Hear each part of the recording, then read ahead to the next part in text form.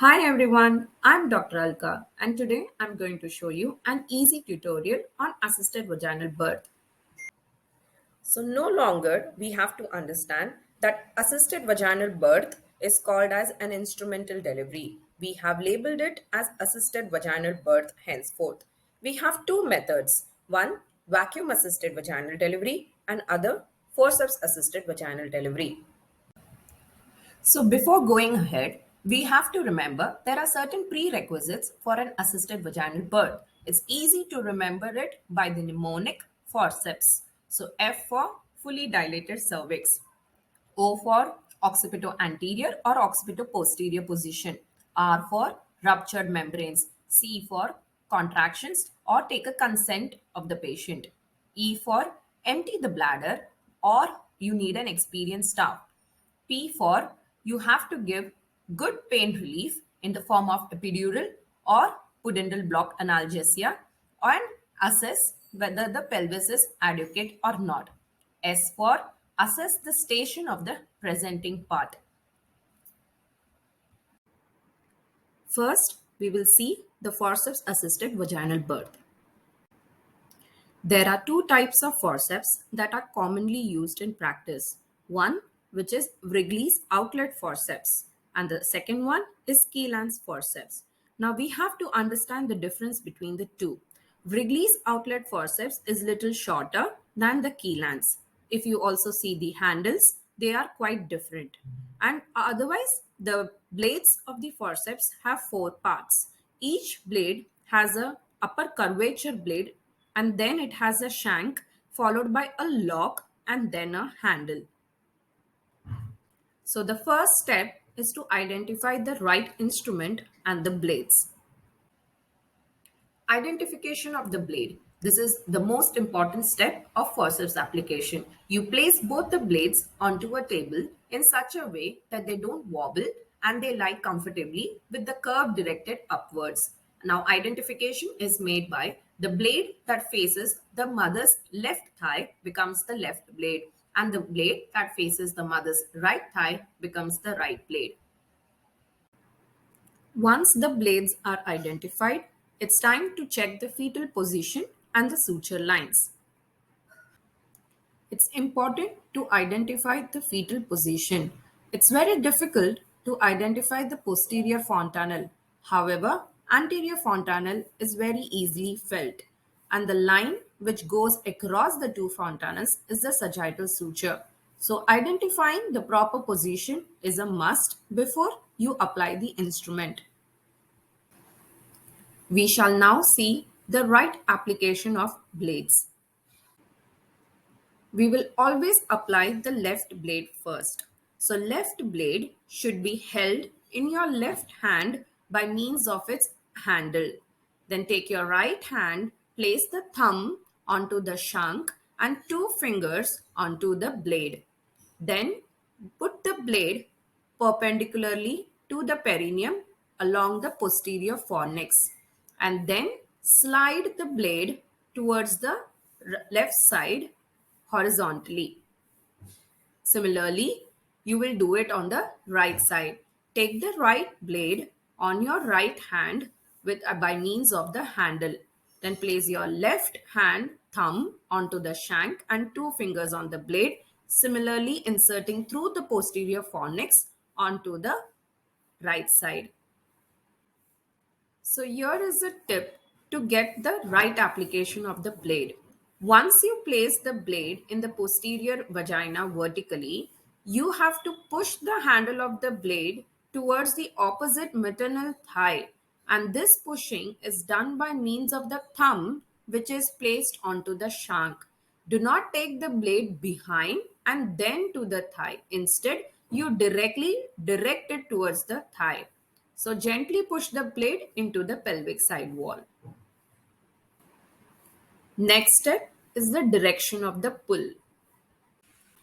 Once the blade locks, you have to place your right hand using two fingers onto the lock, like I've shown in the video. Then place your left hand over the lock and the traction should further be forward and upward as needed. Once you are giving the pull in the direction that is anticipated, your assistant has to be now ready with episiotomy and good perineal support. So it's time to give episiotomy. An episiotomy, like any other normal delivery, has to be given when you are pulling the head and the head is crowning on the perineum.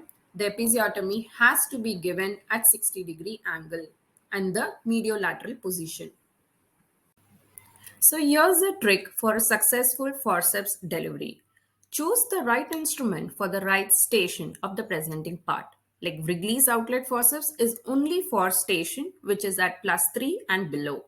Handles touch the opposite thigh. Now handle should not be perpendicular to the floor or handle should not be moved medially or dropped to caudal.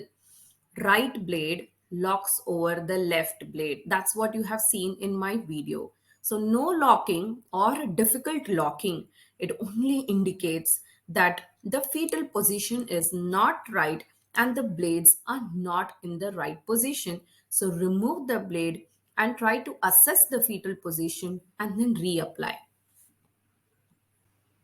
Like now, these are the times where we are using intrapartum ultrasound, and that can be a very best tool to assess the fetal position if in doubt. So, a bedside ultrasound will help you to tell where the occiput is and whether it is some degree short of rotation in case where you cannot apply the forceps.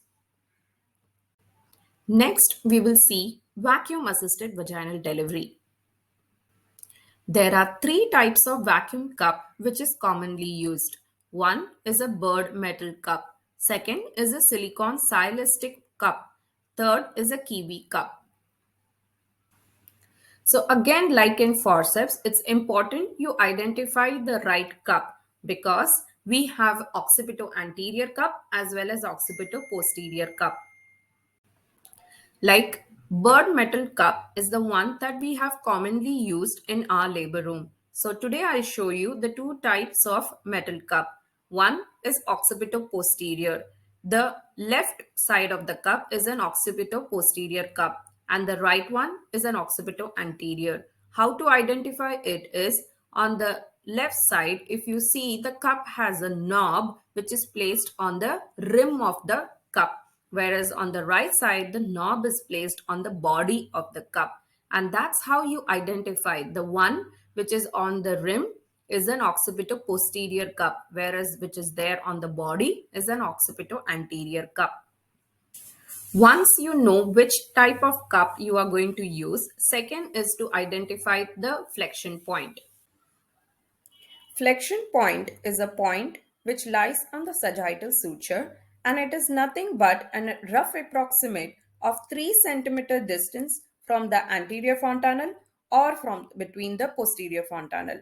So hence a flexion point is the point from where you will apply your metal cup. Now we shall see the placement of cup and the hand. Now I will show you the placement of a metal cup in an occipito-anterior position. I have taken an occipito-anterior cup. This cup I will place on the flexion point once I have confirmed the fetal position by noting the posterior fontanel just under the symphysis pubis and the sagittal suture in the anterior posterior diameter. Once the cup is placed, I will place the thumb of my left hand onto the body of the cup and two fingers on the fetal head. A quick tip on how you can place the cup properly.